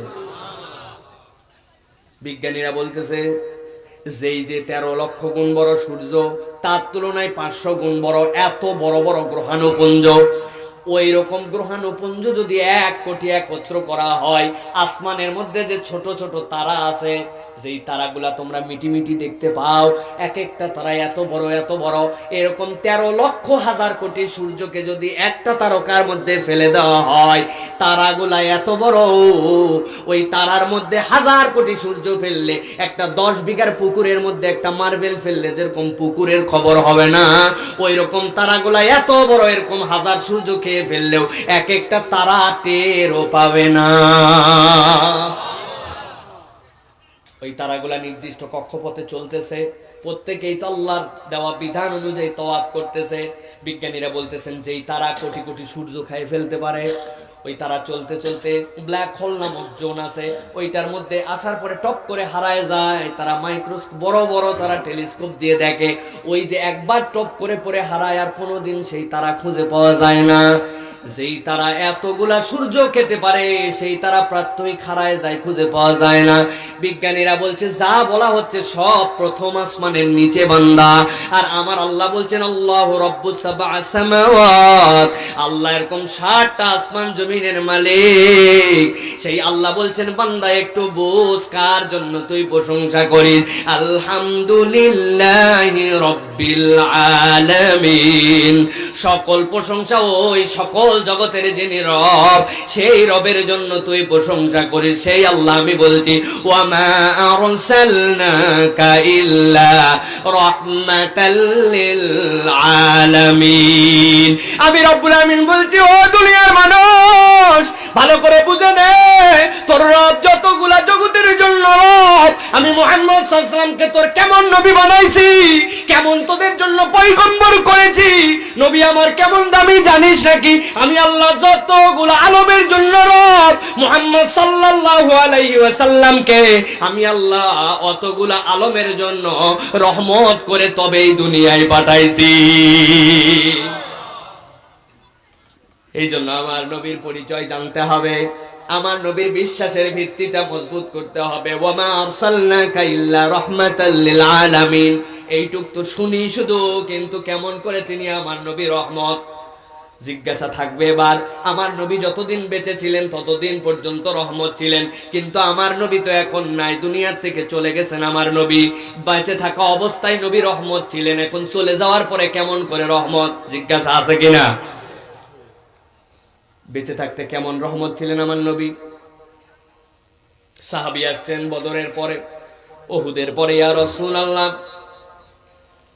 চোখের মধ্যে একটা বর্ষা ঢুকে গেছিল, টান দিয়ে বর্ষা বের করেছি। বর্ষা যখন বের করি, বের করার সময় তো কেবলমাত্র বর্ষায় বেরোয় নাই, চোখটাও বেরিয়ে আসছে। ইয়া রাসূলুল্লাহ, আল্লাহ নবীর কাছে চোখটা ছিঁড়ে যায় নাই, হাতের মধ্যে ধরে নিয়ে আসছি। ইয়া রাসূলুল্লাহ দেখেন, আল্লাহ নবী আদর করে চোখটা নিয়ে ঢুকায় দিয়েছেন ভিতরে কোটরের মধ্যে, মুখের থেকে একটু থুতু নিয়েছেন, নেওয়ার পরে লাগায় দিয়েছেন। লাগায় দেওয়ার পরে হাদিসের মধ্যে আসতেছে মদিনায় যতগুলা চোখওয়ালা মানুষ ছিল, আল্লাহ নবী যেই চোখটা ভিতরে ঢুকায়া লালা লাগায় দিয়েছিলেন, এর থেকে সুন্দর চোখওয়ালা মানুষ ছিল না। ওই সাহাবী নিজে বলতেছেন আমি আমার যেই চোখ আল্লাহ নবী ঢুকায় দিয়েছেন, ওইটাতে অন্য চোখের থেকে ভালো দেখতে পাইতাম। নবীর রহমা আল্লাহ নবী সেই গারে সওরের মধ্যে হযরত আবু বকরের মুখটা নীল। আবু বকর মন খারাপ, বলে হ্যাঁ ইয়া রাসূলুল্লাহ কেন? বলে দেখতে পাচ্ছি পা কখন জানি আপনাকে ধরে ফেলে। আল্লাহ আয়াত অবতীর্ণ করলেন লা তাহজান ইন্নাল্লাহা মা'ানা। তাও আবু বকরের মন খারাপ। আবু বকর বলেন ইয়া রাসূলুল্লাহ সবগুলা গর্ত ওই কাপড় দিয়ে বন্ধ করছি, 2-3টা পারি নাই, একটা বিচ্ছু কামড় দিছে, বিষ লাগছে। আল্লাহ নবী মুখের থেকে লালা লাগাই দিয়েছেন। আবু বকর মৃত্যুর আগ দিন পর্যন্ত অন্য রোগ হয়েছে, কিন্তু কখনো আর আবু বকরের গা জ্বালা পোড়ার বিষের ব্যথা হয় নাই। সুবহানাল্লাহ। আল্লাহ নবী নবীর রহমান 1 গ্লাস দুধ দিয়ে 70 জনরে খাওয়ায় দিয়েছেন। দেওয়ার পরে হাতের কাছে আসছে, যতটুকু ছিল ততটুকুই রয়ে গেছে। সুবহানাল্লাহ। ছিলেন নবীর রহমান, কিন্তু সেই নবী দুনিয়ার থেকে চলে যাওয়ার পরে এখন তো তিনি নাই, তাহলে আপনার আমার জন্য কেমন করে রহমত? আল্লাহ তো বললেন ওয়া মা আরসালনাকা ইল্লা রাহমাতাল লিল আলামিন, তাহলে কেমন করে তিনি আমাদের জন্য রহমত? জিজ্ঞাসা আছে কিনা? এই পয়েন্টটা বলে চলে যাব, ভালো করে বুঝে নেন, মাথার মধ্যে গেঁথে নেন। কেমন নবীর উম্মত আমরা? সেই নবীর প্রতি বিশ্বাস কেমন হবে? সেই নবী খালি বললেই হবে নাকি আমার নবী মুহাম্মদ সাল্লাল্লাহু আলাইহি ওয়াসাল্লাম এইটুক বললেই হয় নাকি? অসম্ভব ব্যাপার। নবীর আদর্শ আপনাকে মেনে নিতে হবে। নবী সাল্লাল্লাহু আলাইহি ওয়াসাল্লাম যে বিধিবিধান আনছেন সেইগুলা সব অন্তরে ধারণ করার মতো আপনাকে স্বীকারোক্তি দিতে হবে। আপনি ধানাই পানাই করবেন, নবীর পর বিধানের পরোক্ষভাবে বিরোধিতা করবেন, আবার উম্মতে মুহাম্মদী দাবি করবেন, এইটা নবী বিশ্বাস হতে পারে না। ঠিক কিনা? আল্লাহ নবী বললেন দুনিয়ার মানুষ শোনো, দুনিয়াতে যত পয়গম্বর আল্লাহ পাঠাইছেন সব নবী রাসূলের জন্য আল্লাহ রাব্বুল আমিন একটা সুপ্রিম পাওয়ার দিয়েছেন, সুপ্রিম পাওয়ার দোয়া, সুপ্রিম দোয়া। এই দোয়াটা আপনি করবেন, আল্লাহ তৎক্ষণাৎ আপনার দোয়া কবুল করবেন। হযরতে নূহ আলাইহিস সালাম, নাম শুনছেন? উনার আসল নাম কি বলেন তো? নূহ আলাইহিস সালামের আসল নাম কি? এটা তো ডাক নাম। নূহ আলাইহিস সালামের আসল নাম হচ্ছে আব্দুল গফফার। নূহ আলাইহিস সালাম আল্লাহর কাছে 950 বছর ধরে উম্মতের জন্য, হেদায়েতের জন্য দোয়া করছেন। নূহ আলাইহিস সালাম এমন ভাষায় কোরআনে কথা বলেছেন, আল্লাহ কোন নবীর কথা এরকম উল্লেখ করেন নাই। কানতে কানতে আল্লাহকে বলছেন, দাউতু কওমি লাইলা ওয়া নাহারা। আল্লাহ, দুনিয়ার মানুষ তো খালি দিনের বেলা কাজ করে, আমি রাত দিন তোমার জন্য কাজ করছি। আল্লাহ, আমার উম্মত কথা শুনে নাই, 950 বছর পরে বদদোয়া করছেন, ধ্বংস করে দাও। আল্লাহর নবী দোয়া করতে দেরি, আল্লাহ তার উম্মতকে ধ্বংস করতে দেরি করেন নাই। নৌকা বানাও, জোড়ায় জোড়ায় তোলো, উপর থেকে পানি, নিচ থেকে পানি, পানি দিয়ে ধ্বংস হতে শুরু করলো। ছেলেটারে ডাক দিলেন, আয় আয় বাবা, ঈমান এনে আমার নৌকায় উঠ। না না, ওই পাহাড়ের উপরে উঠে থাকবো আমি, কেমনে আমি ডুববো তাই দেখি তো। গলা পর্যন্ত যখন পানি হয়ে গেল, আল্লাহর কাছে ডাক দিয়ে বলতেছেন, আল্লাহ আমার ছেলে, আমার ছেলে। আল্লাহ নূহ আলাইহিস সালামকে বললেন, একটা কথাও আর বলবে না নূহ, তোমার যে দোয়া ছিল দোয়া শেষ, তোমার দোয়া কবুল হয়েছে, দ্বিতীয় দোয়া নেওয়া হবে না।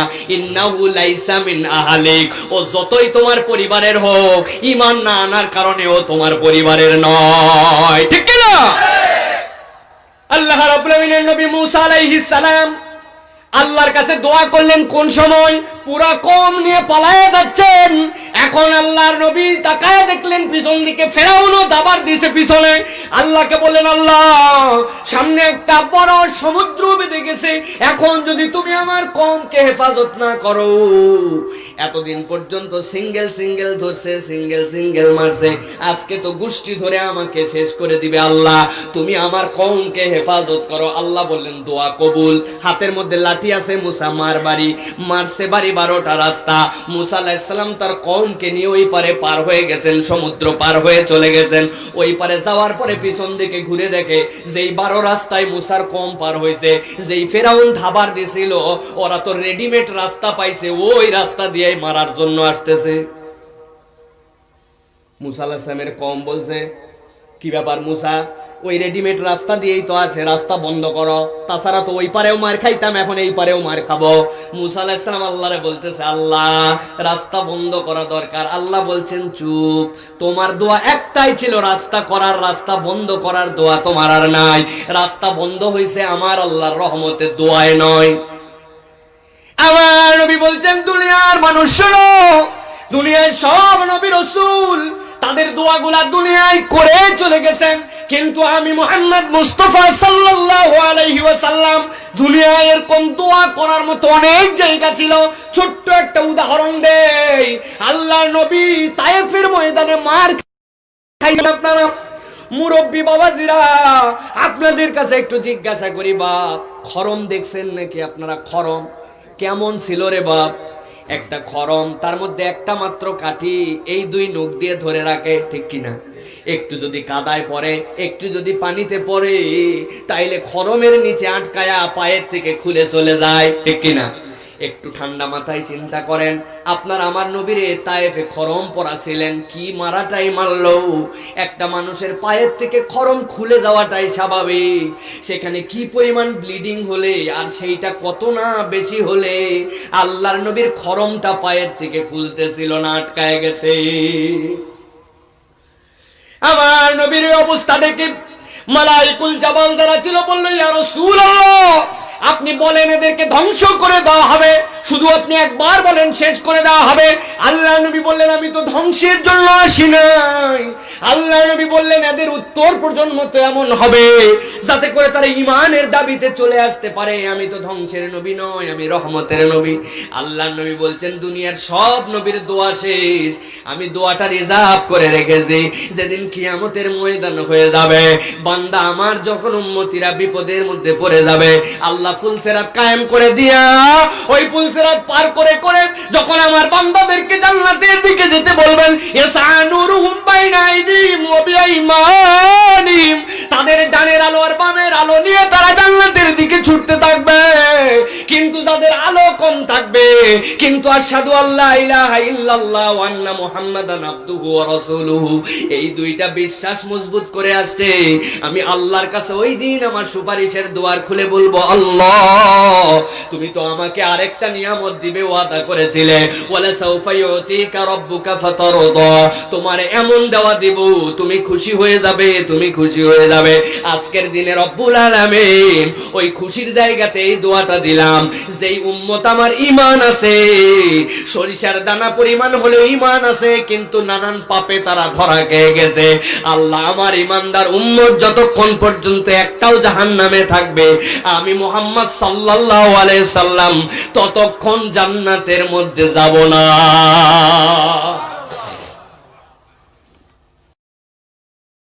আমার নবীরে আমি ভালোবাসি এইটুক বললে ঈমান আনা হয় না। নবীকে বিশ্বাস করতে হলে আপনাকে স্বীকার করতে হবে আমার নবী যা শিক্ষা নিয়ে আসছেন পূর্ণাঙ্গ, ঠিক কিনা? আমার নবী যে শিক্ষা নিয়ে আসছেন এর দায়িত্ব পরিপূর্ণভাবে পালন করেছেন, ঠিক কিনা? আমার নবীর পরে কোনো নবী নাই, ঠিক কিনা?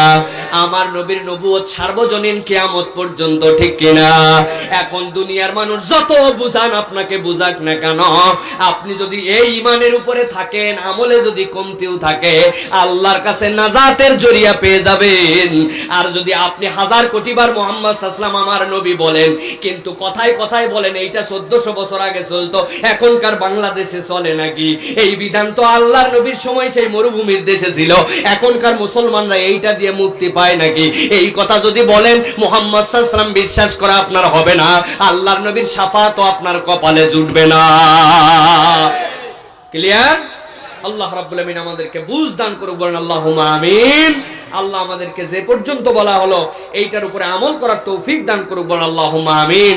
ওয়া মা তাওফীকি ইল্লা বিল্লাহ, সুবহানাকাল্লাহুম্মা বিহামদিকা, আশহাদু আল্লা ইলাহা ইল্লা আনতা, আস্তাগফিরুকা ওয়া আতুবু ইলাইক।